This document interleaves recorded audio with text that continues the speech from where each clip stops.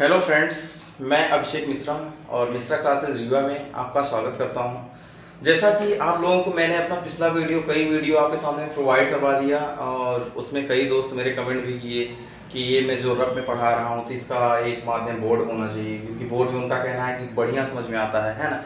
तो मैंने आपके लिए बोर्ड भी लेके आया और कुछ मैं अपना इंस्ट्रूमेंट ले लिया, यानी काम चलाने के लिए। जैसा कि आपको पता ही होगा, कोरोना के चक्कर में कुछ भी मैं नहीं ले पाया था, सारी दुकानें भी बंद हो चुकी थी, इसलिए अभी मैंने ये फिलहाल भी व्यवस्था कर लिया। ठीक है, तो देखिए, समय को बर्बाद न करते हुए मैं डायरेक्ट चलता हूँ टॉपिक पे। और ये जो मेरा वीडियो है आज का, ये है नंबर सिस्टम का।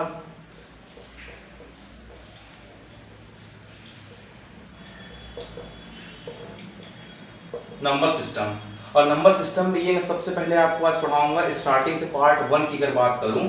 पार्ट वन में आपको क्या पढ़ाऊंगा? यूनिट डिजिट, अर्थात इकाई का अंक।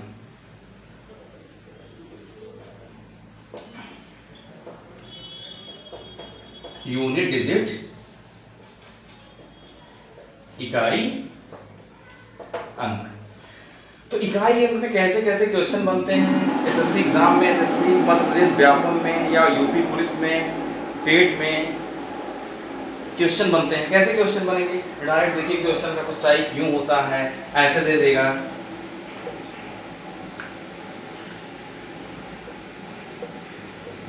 545 की घात मान लीजिए दे दिया, कितना?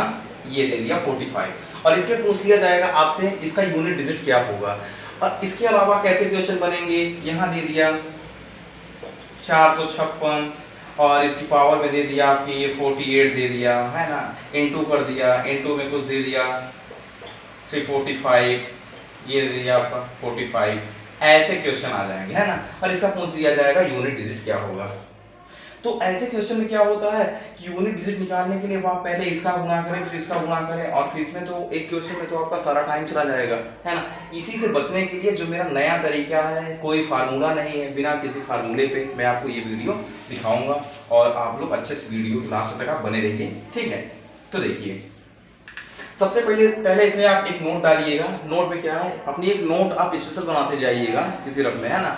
तो क्या है, यदि किसी संख्या के इकाई का अंक, यदि किसी संख्या, क्योंकि जैसे आपको पता है डिजिट कितने होते हैं, मेरा 0 से अगर स्टार्ट करूं, अगर ठीक है ना, पूर्ण संख्या से स्टार्ट करूं तो ये मेरा 9 तक जाता है। तो 9 तक में यहां अगर बात करूंगा तो उसमें अगर बात करूं, यदि किसी संख्या के इकाई का अंक, यदि किसी संख्या के इकाई का अंक 0, 1, 5, 6 आते हैं तो उस संख्या की घात चाहे जो भी हो, सदैव इकाई का अंक वही अंक होगा। अर्थात कहने का मतलब, जैसे मैंने अगर दे दिया 545 और इसमें घात में दे दिया कितना, 45 दे दिया, ठीक है। तो इसको आपको करना क्या है? कुछ भी नहीं है, इसमें दिया है आपके, मैंने नोट में पहले ही डलवा दिया, यदि किसी संख्या की इकाई का अंक ये अंक अगर आते हैं, ये है इकाई का अंक, ये है इकाई का अंक। तो इकाई के अंक में यहाँ आपको 5 दिख रहा है, जो कि इसमें बताया गया कि 0, 1, 5, 6 अगर आते हैं तो उस संख्या की घात चाहे जो भी हो, हमें फिर घात से कुछ लेना देना नहीं है, सदैव इकाई का अंक वही अंक होगा। अर्थात यहाँ इकाई का अंक इसमें 5 दिया है, इसका सीधा सीधा आंसर आप कितना लगा देंगे? 5, यही आपका करेक्ट आंसर हो जाएगा, ठीक है। ये आपको समझ में आ गया।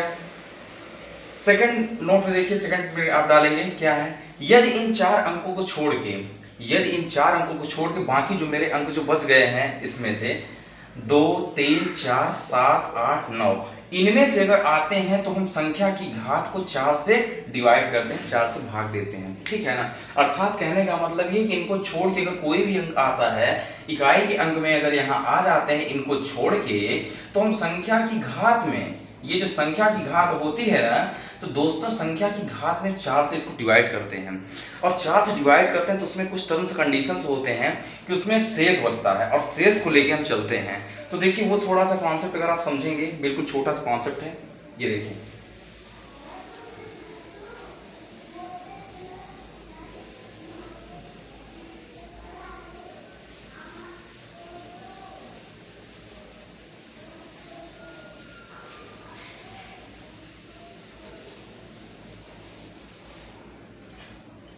ये देखिए, कहने का मतलब क्या है कि अगर 0, 1 5 6 को छोड़ के अगर बाकी अगर अंक आते हैं तो उनमें संख्या की घात को मैंने कहा यहाँ 5 45, ये घात भी दे दिया कितना 45। इसमें मैंने बताया कि 0 1 5 6 इसमें से अगर आते हैं तो आपका आंसर यही हो जाएगा, अर्थात ये 5 आपका आंसर आ गया। अगर इसमें अगर कहीं दे दिया होता 3 43 इसमें दे दिया है ना, और घात में कितना दे दिया ये 46 दे दिया है ना। तो इसमें आपको क्या करना है, इसमें आपको कुछ भी नहीं करना है, बिल्कुल सिंपल सा आपको देखना है कि इसमें हम घात इसको लेंगे और घात को 4 से डिवाइड करेंगे, और जब 4 से डिवाइड करेंगे इसको तो इसमें एक फार्मूला चलता है कि अगर 4 से इसमें अगर भाग देते हैं और शेष अगर 1 आता है तो इकाई बराबर इकाई होता है, इकाई बराबर इकाई। अगर 4 से अगर भाग देते हैं और शेष अगर 1 आ गया तो इकाई बराबर इकाई, अर्थात यही अंक मेरा आंसर हो जाएगा। ठीक है, और अगर शेष अगर 4 से भाग देने में शेष अगर 2 आता है, यहाँ अगर कोई संख्या है 4 से भाग दिए शेष अगर 2 आ गया तो इकाई क्या स्क्वायर हो जाएगा। शेष अगर 3 आता है, शेष अगर 3 आ गया तो यहाँ इकाई क्या क्यूब हो गया। और फिर एक कंडीशन ये भी आएगी जब शेष 0 होगा, जब शेष 0 होगा तो उस कंडीशन में क्या होगा, जब शेष 0 हो जाएगा तो उस कंडीशन में क्या होगा कि इकाई का यहाँ घात में हम 4 कर देंगे।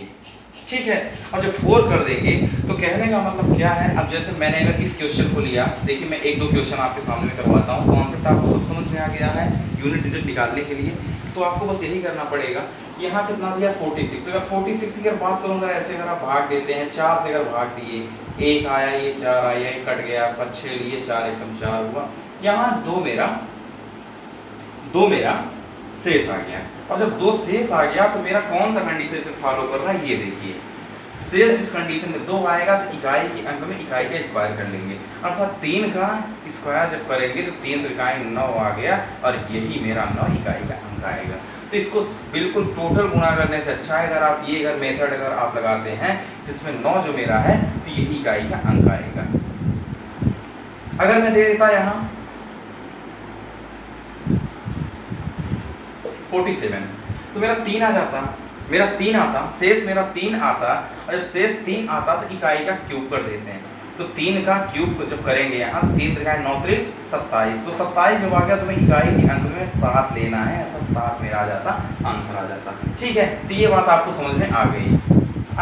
ठीक है, यहीं से वीडियो को अपना एंड करता हूँ, और फिर मैं नेक्स्ट वीडियो में आपको मैं इसमें कुछ फैक्टोरियल वाले क्वेश्चन कराऊंगा। यहाँ से बेसिक से स्टार्ट करूंगा, पहले थोड़ा सा और 2-4 क्वेश्चन आपको करवाऊंगा।